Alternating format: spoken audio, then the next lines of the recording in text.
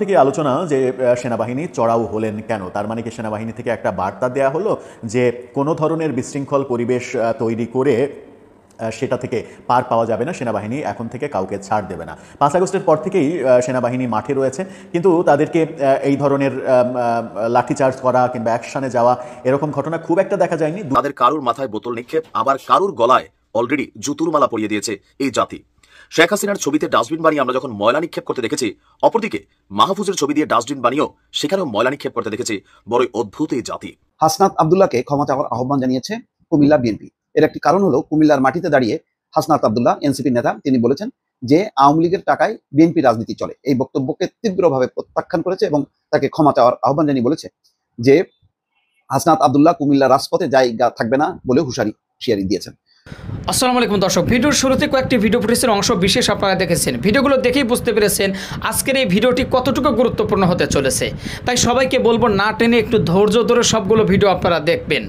তো চলুন প্রিয় দর্শক, কথা বাড়াবো না, সরাসরি মূল নিউজে চলে যাব। যাবার আগে সবাইকে বলবো যারা এখন পর্যন্ত আমাদের এই চ্যানেলটি সাবস্ক্রাইব করেনি, প্রতিনিয়ত এই ধরনের সকল প্রকার নিত্য নতুন আপডেট নিউজগুলো পেতে আমাদের চ্যানেলটি সাবস্ক্রাইব করে আমাদের সাথে থাকবেন। চলুন একটা লাইক দিয়ে আমরা সবগুলো ভিডিও দেখে আসি। এই জাতিকে বোঝা বড়ই কষ্টকর। আপনি জাতির জন্য যাই করবেন, আপনার জন্য এমন দিন অপেক্ষা করতে পারে আপনি হয়তো কল্পনাও করেননি। বঙ্গবন্ধু শেখ মুজিবুর রহমানের গলায় জুতার মালা পরিয়েছে এই জাতি। 1971-এর যিনি নায়ক, আবার 2024-এর যিনি নায়ক বা যারা নায়ক, তাদের কারুর মাথায় বোতল নিক্ষেপ, আবার কারুর গলায় অলরেডি জুতুর মালা পরিয়ে দিয়েছে এই জাতি। শেখ হাসিনার ছবিতে ডাস্টবিন বানিয়ে আমরা যখন ময়লা নিক্ষেপ করতে দেখেছি, অপরদিকে মাহফুজের ছবি দিয়ে ডাস্টবিন বানিয়েও সেখানেও ময়লা নিক্ষেপ করতে দেখেছি। বড়ই অদ্ভুত এই জাতি। একটা কোল্ড ওয়ার চলছে। উপদেষ্টা আসিফ বনাম বিএনপির যিনি মেয়র আছেন ঢাকা দক্ষিণ সিটি কর্পোরেশনের জনাব ইশরাকের সমর্থকদের মধ্যে। আসিফ বলছে বিএনপি গায়ের জোরে নগর ভবন বন্ধ করে আন্দোলন করছে। ইশরাক বলছে যে গায়ের জোরে না, এটা জনতার দাবি। এখন গায়ের জোর তো আপাতত এই দেশে চলছে। বারবার উপদেষ্টা আসিফ দোহাই দিচ্ছেন আইনের, কিন্তু বিএনপির নেতাকর্মীরা প্রশ্ন করছেন আপনারা তো রাষ্ট্রপতিকে ক্ষমতায় রেখেই ওই আইনের অধীনে এই দেশে এখন বসে আপনারা সরকার চালাচ্ছেন, এগুলো কোন আইনে চলছে?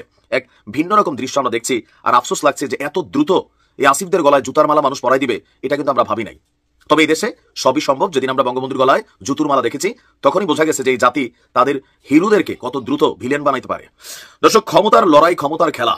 আমরা যখন দেখছি যে আপনার ডিএনসিসির মেয়র হিসেবে বিএনপি নেতা ইশরাককে দায়িত্ব বুঝিয়ে দিতে আসলে আইনি জটিলতাগুলো কি কি, এখানে বেশ কয়েকটা বক্তব্য আপনার উপদেষ্টা আসিফ তুলে ধরেছেন।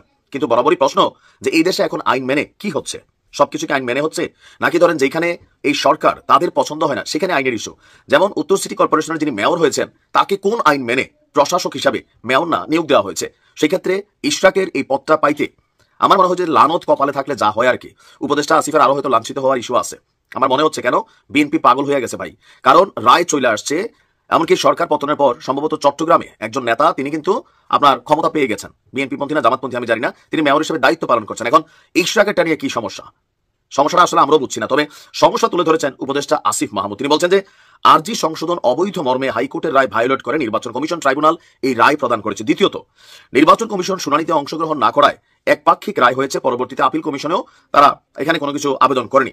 আইন মন্ত্রণালয়ের মতামত চাওয়া হলেও মতামত দেওয়ার আগেই একই সাথে দুইজন নাগরিকের পাঠানো লিগেল নোটিশ উপেক্ষা করে রাত 10টায় গেজেট প্রকাশ করেছে নির্বাচন কমিশন। কোন সেই দুইজন নাগরিক যাদের খাইয়া না খাইয়া কাম নাই যে ইশরাকের শপথ না পড়ানোর জন্য তারা লিগেল নোটিশ পাঠায়? এগুলো আমরা বুঝি। চতুর্থত, উক্ত মামলা স্থানীয় সরকার বিভাগ পক্ষভুক্ত ছিল না। এবং ভাই এখানে বহুত আইন টাইন দেখানো হয়েছে। এখন সর্বশেষ আমরা দেখছি যে এই সিটি কর্পোরেশন ইস্যুতে আপনার বিএনপির পক্ষ থেকে যেই কঠিন ঘোষণা দেওয়া হয়েছে, ইশরাক বলতে মরবে নয়তো সেখানে থাকবে। বুঝতে পারছেন? বিএনপির নেতাকর্মীরা গত কয়েকদিন উপদেষ্টা আসিফরে এই দক্ষিণ সিটি কর্পোরেশনে সে তার অফিস করে, তাকে ঢুকতে দেয় না। আজকে 4 থেকে 5 দিন তার কার্যক্রম স্থবির। আসিফও সেখানে ভয়ে যায় না, কারণ এই জুতার মালা আসলে প্রকৃতপক্ষে সরাসরি, কারণ মবের যুগ চলতেছে, বোঝেন নাই? মমতাজ গ্রেপ্তার হয়েছে, কিন্তু মমতাজের বাড়িঘর মব জাস্টিস করে ভাঙা দেওয়া হচ্ছে। তো এই দেশটা তো আপাতত এরকমই চলতেছে। তো সেখানে উপদেষ্টা আসিফও টেনশনে আছে। ওদিকে হাসনাত বলতেছে ভাই প্লিজ আসিফরে আপনারা ভুল বুঝেন না, আসিফরে ভুল বুঝেন না। কেন? আসিফ কি তোমার লোক? আসিফ কি এনসিপির লোক? তা আমরা তো দেখতেছি এনসিপি, উপদেষ্টা, সরকার সবটাই একই সিস্টেমে চলে। আর উপদেশ, আমি এই জিনিসটা নিজেও বুঝি না যে ইশরাককে দায়িত্বটা দিতে এই সরকারের আসলে ঝামেলাটা কোথায়, মানে মূল সমস্যাটা কোথায়? কেন খামাখা দেশের মধ্যে একটা অস্থিতিশীল পরিবেশ তৈরি করা হচ্ছে? কেন? কিসের আইন? দেশে আইন আছে যত আইন, খালি বিএনপির বেলায়, আওয়ামী লীগের বেলায়, জামাতের বেলায় এত আইন নাই কেন? এগুলা করতে গিয়ে ওই যে মান সম্মান আজকে জুতার মালা গলায় উঠছে, আবার এটা প্রকৃতপক্ষে সরাসরি দিয়েও ফেলতে পারে। তবে বিএনপি নেতাকর্মীদের এই ধরনের কাজকর্ম আসলে ঠিক না। তো ঠিক না বললে কি লাভ হবে? বঙ্গবন্ধুর গলায় জুতার মালা দিয়ে দিছে ভাই দেশের মানুষ। তো সেখানে এগুলো হয়তো সময়ের অপেক্ষা, কারণ দেশের মানুষকে খুশি করা বড়ই কঠিন। আর যারা ক্ষমতায় যায় তারা একটা সিন্ডিকেট হয়ে যায়, এটাই বাস্তব। হাসনাত আব্দুল্লাহকে ক্ষমা চাওয়ার আহ্বান জানিয়েছে কুমিল্লা বিএনপি। এর একটি কারণ হলো কুমিল্লার মাটিতে দাঁড়িয়ে হাসনাত আব্দুল্লাহ এনসিপির নেতা তিনি বলেছেন যে আওয়ামী লীগের টাকায় বিএনপি রাজনীতি চলে। এই বক্তব্যকে তীব্রভাবে প্রত্যাখ্যান করেছে এবং তাকে ক্ষমা চাওয়ার আহ্বান জানিয়ে বলেছে যে হাসনাত আব্দুল্লাহ কুমিল্লা রাজপথে জায়গা থাকবে না বলে হুঁশিয়ারি দিয়েছেন। সোমবার বিকেলে কুমিল্লা প্রেস ক্লাবে আয়োজিত এক সংবাদ সম্মেলনে বিএনপির কুমিল্লা বিভাগীয় এবং জেলা নেতারা এই আলটিমেটাম দেন, যদি তিনি ক্ষমা না চান তাহলে কুমিল্লা রাজপথে তার কোনো অবস্থান থাকবে না। একই সঙ্গে হাসনাতের বক্তব্যকে শিশুসুলভ রাজনৈতিক অপরিপক্কতা এবং মানসিক ভারসাম্যহীনতার লক্ষণ বলে আখ্যা দিয়েছে বিএনপি। এর আগে গত শুক্রবার রাতে কুমিল্লা জেলা শিল্পকলা একাডেমির মিলনায়তনে জুলাই সমাবেশের সভাপতি হিসেবে বক্তব্য দেন এনসিপির দক্ষিণাঞ্চলীয় মুখ্য সংগঠক হাসনাত আব্দুল্লাহ। বৈষম্য বিরোধী ছাত্র আন্দোলন কুমিল্লা আয়োজিত সমাবেশে দেওয়া বক্তব্যের একাংশে হাসনাত বলেন, আওয়ামী লীগের কার্যক্রম নিষিদ্ধ হলেও তাদের অর্থদাতারা এখনো অক্ষত রয়েছে। আমি এখন যেহেতু কুমিল্লা রয়েছি তাই কুমিল্লাকে নিয়ে বলতে চাই, কুমিল্লার অনেক উপজেলা রয়েছে যেখানে আওয়ামী লীগের রাজনীতির পাশাপাশি বিএনপির রাজনীতিও আওয়ামী লীগের টাকায় চলে। তাই অন্তর্বর্তীকালীন সরকারকে বলতে চাই, অতি দ্রুত আওয়ামী লীগের অর্থ কাঠামো ধ্বংস করে দিতে হবে, আওয়ামী লীগের সব সম্পদ বাজেয়াপ্ত করতে হবে। তাদের অর্থ কাঠামো ঠিক রেখে আপনি কখনোই যথাযথ সংস্কার করতে পারবেন না।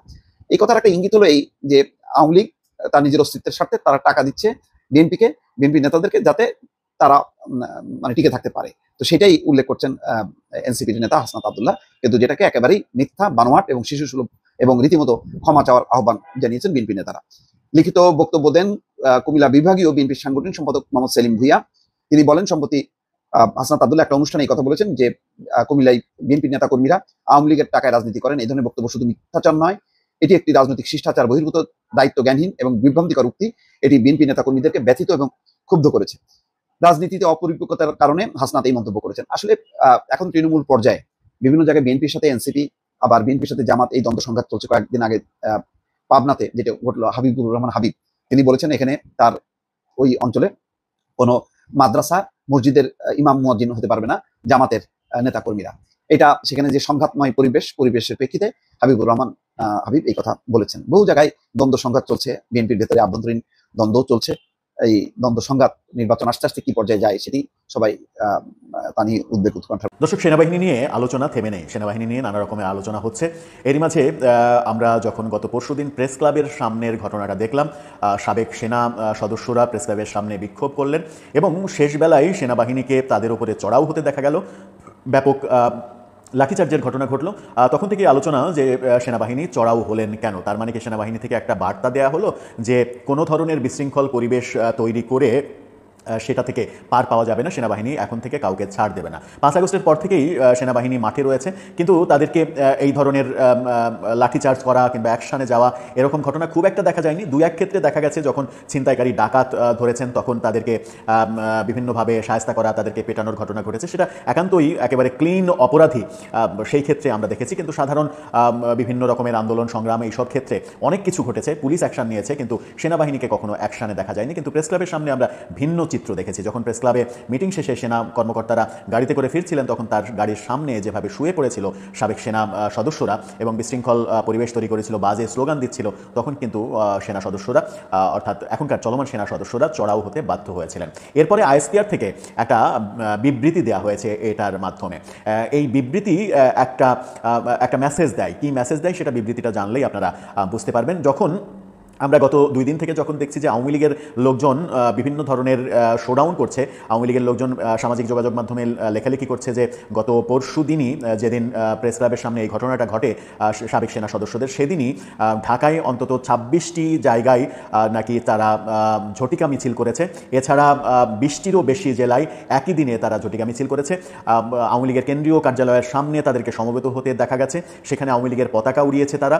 জুলাই যোদ্ধাদের প্রধান কার্যালয় এরকম একটা ব্যানার টাঙানো ছিল, সেই ব্যানারটা তারা ছিঁড়ে ফেলেছে, সেই ব্যানারটা ছিঁড়ে সেটাতে প্রস্রাব করার ঘটনা ঘটিয়েছে। এরকম নানা খবর আমরা পেয়েছিলাম। অর্থাৎ আওয়ামী লীগ যখন পরিস্থিতিটা আরও উত্তপ্ত করতে চলেছে, আওয়ামী লীগের বিভিন্ন কর্মকাণ্ডের মাধ্যমে দেশের পরিস্থিতি যখন উত্তপ্ত হতে চলেছে, তখন সেনা সদস্যদের, সেনাবাহিনীর এই ধরনের অ্যাকশান একটা বার্তা দেয় কিনা যে কোনো ধরনের কোনো কিছুর অরাজকতার ক্ষেত্রে সেনাবাহিনী আর চুপ থাকবে না, ছাড় দেবে না। কি আসলে মেসেজ তারা তাদের বিজ্ঞপ্তিতে, আইএসপিআর এর বিজ্ঞপ্তিতেই বা প্রজ্ঞাপনেই বা কি বললো, বিবৃতিতে কি বললো, সেই আলোচনা করার চেষ্টা করবো এই ভিডিওতে। থাকবেন পলিটিক্স টিভির নিয়মিত আয়োজনে।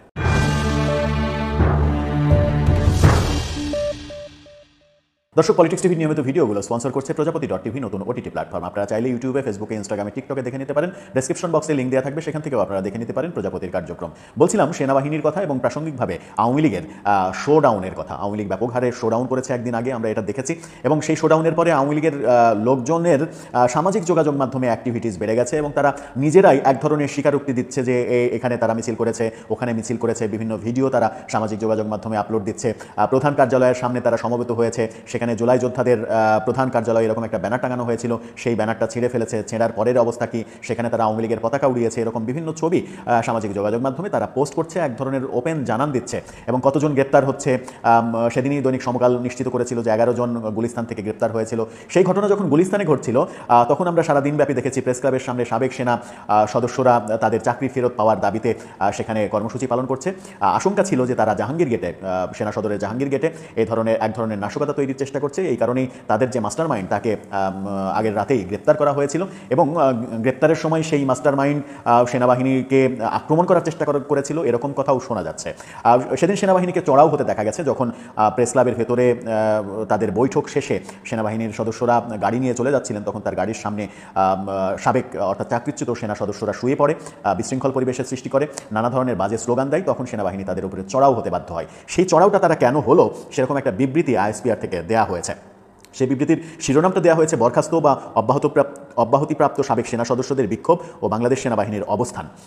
এই বিবৃতিতে তারা বলছে যে 18 মে বরখাস্ত অব্যাহতিপ্রাপ্ত সাবেক সেনা সদস্যরা তাদের চাকরিতে পুনর্বহাল, শাস্তি মৌকুফ, আর্থিক ক্ষতিপূরণ সহ বিভিন্ন দাবি নিয়ে বিক্ষোভ এবং কর্মসূচি পালন করে। এর মাঝে বলা হচ্ছে যে উল্লেখ্য গত 14 মে 2025 তারিখে সেনাবাহিনীর পক্ষ থেকে জানানো হয় এ ধরনের মোট 802টি আবেদন গৃহীত হয়েছে, যার মধ্যে 106টি আবেদন নিষ্পত্তি হয়েছে এবং বাকি আবেদনসমূহ প্রক্রিয়াধীন রয়েছে, যা সেনাবাহিনীর সর্বোচ্চ আন্তরিকতা ও মানবিকতার সঙ্গে বিবেচনা করা হচ্ছে। অর্থাৎ সেনাবাহিনী থেকে রেসপন্স করা হয়েছিল তাদের আগের আবেদনে, তারপরেও তারা কথা শোনেনি। তবে দুঃখজনক হচ্ছে আজকের কিছু অনভিপ্রেত আচরণ ও সুশৃঙ্খল বাহিনীর ঐতিহ্য ও মূল্যবোধকে প্রশ্নবিদ্ধ করেছে। অর্থাৎ তাদের আচরণ সেনাবাহিনীর মান সম্মান প্রশ্নবিদ্ধ করেছে, এমনটাই সেনাবাহিনী আইএসপিআর থেকে বলা হয়েছে। প্রিয় দর্শক শ্রোতা, যে ভিডিওগুলো নিয়ে আজকে আপনাদের সম্মুখে হাজির হয়েছিলাম, সেই ভিডিওগুলো কিন্তু ইতিমধ্যেই আপনারা দেখে ফেলেছেন এবং সকলের কথাগুলো শুনে ফেলেছেন। তো অবশ্যই এবার আপনাদের মূল্যবান মতামত জানানোর পালা। আপনাদের কি মনে হয়, কি জানলেন বুঝলেন এই ভিডিও থেকে, সেটা অবশ্যই এখন আপনারা এই ভিডিওর কমেন্ট বক্সে আপনাদের মূল্যবান মতামত জানিয়ে দিন। আর হ্যাঁ, সবাইকে বলবো আমাদের এই চ্যানেল কিন্তু প্রতিনিয়ত এই ধরনের সকল প্রকার নিত্য নতুন আপডেটগুলো আমরা সবসময় দেওয়ার চেষ্টা করি। তো অবশ্যই আপনাদেরকে বলবো যারা এখনও পর্যন্ত আমাদের এই চ্যানেলটি সাবস্ক্রাইব করেনি, প্রতিনিয়ত এই ধরনের সকল প্রকার নিত্য নতুন আপডেট নিউজগুলো পেতে আমাদের এই চ্যানেলটি সাবস্ক্রাইব করে আমাদের সাথে থাকবেন। আর ইতিমধ্যেই যারা সাবস্ক্রাইব করে দিয়েছেন তাদেরকে অসংখ্য ধন্যবাদ জানিয়ে ভিডিওটি এখানে শেষ করছি। সে পর্যন্ত সকলে ভালো থাকবেন, সুস্থ থাকবেন। আবারও দেখা হবে, কথা হবে নতুন কোনো টপিকে, নতুন কোনো ভিডিও নিয়ে। আল্লাহ হাফেজ।